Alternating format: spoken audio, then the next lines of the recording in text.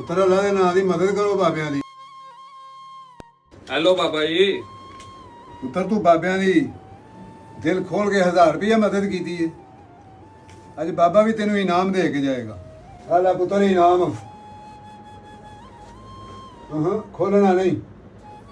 ਜਦੋਂ ਤੇਰੇ ਤੇ ਬੜਾ ਮੁਸ਼ਕਲ ਵਕਤ ਆਵੇ ਤੇ ਫਿਰ ਤੂੰ ਇਹਨੂੰ ਖੋਲਣਾ। ਅੱਛਾ ਬਾਬਾ ਜੀ। ਹਾਂਜੀ ਠੀਕ ਹੈ ਬਾਬਾ ਜੀ, ਮੈਂ ਇਹਨੂੰ ਫਿਰ ਸਾਂਭ ਲੈਣਾ। ਹਾਂ, ਜਦੋਂ ਔਖਾ ਵਕਤ ਆਵੇ ਫਿਰ ਖੋਲਣੀ ਠੀਕ ਹੈ। ਤੇ ਯਾਦ ਕਰੇਗਾ। ਭਲਾ ਹੋਵੇ। ਭੱਟੀ ਸਾਹਿਬ ਆ 2 ਕਿਲੋ ਚੀਨੀ ਦੀ ਦਿਆ ਜੇ। ਭਾਜੀ ਤੁਹਾਡੇ ਪੀ ਦੇ ਪੈਸੇ ਕਲੀਅਰ ਨਹੀਂ ਹੋਏ, ਤੁਸੀਂ ਫਿਰ ਸੌਦਾ ਲੈਣ ਆ ਗਏ ਹੋ। ਚਲੋ ਨਿਕਲਦੇ ਹੋ। ਯਾਰ ਤੈਨੂੰ ਦੇ ਦਿਆਂਗੇ ਪਿਛਲੇ ਪੈਸੇ ਵੀ, ਮਿਹਰਬਾਨੀ ਤੇਰੀ। ਚੱਲ ਚੱਲ ਨਿਕਲਦਾ ਹੋ।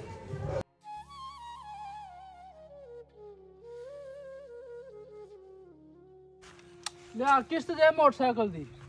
ਭਾਜੀ ਮੈਂ ਕੋਲ ਨਹੀਂ ਆ, ਸਵੇਰੇ ਦੇ ਦਿਆਂਦਾ।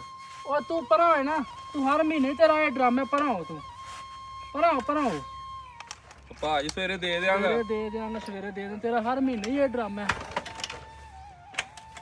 ਭਾਜੀ ਸੁਬਾ ਦੇ ਦਿਆਂਗਾ। ਉਹ ਚੱਲ ਭਰਾ, ਉਹ ਤੇ ਸ਼ੋਰੂਮ ਤੇ ਆ ਰਹੀ ਕਿਸ਼ਤ ਦਾ। ਜਦੋਂ ਤੇਰੇ ਤੇ ਬੜਾ ਮੁਸ਼ਕਲ ਵਕਤ ਆਵੇ ਤੇ ਫਿਰ ਤੂੰ ਇਹਨੂੰ ਖੋਲਣਾ। ਹੁਣ ਨਾ ਉਹ ਡੱਬਾ ਖੋਲਣ ਦਾ ਟਾਈਮ ਆ ਗਿਆ। ਬਾਬੇ ਆ ਕਹੇ ਜਦੋਂ ਔਖਾ ਟਾਈਮ ਤੇਰੇ ਤੇ ਆਇਆ ਨਾ ਤੇ ਡੱਬਾ ਖੋਲੀ ਜਾਨਾ ਵਾ। ਯਾਰ ਉਹ ਕਿੱਥੇ ਗਿਆ ਡੱਬਾ? ਕਿੱਥੇ ਰੱਖਿਆ?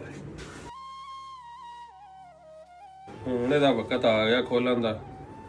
ਬਾਬੇ ਆ ਕਹੇ ਜਦੋਂ ਮੁਸ਼ਕਲ ਵਕਤ ਆਇਆ ਨਾ ਉਦੋਂ ਇਹਨੂੰ ਖੋਲਣਾ।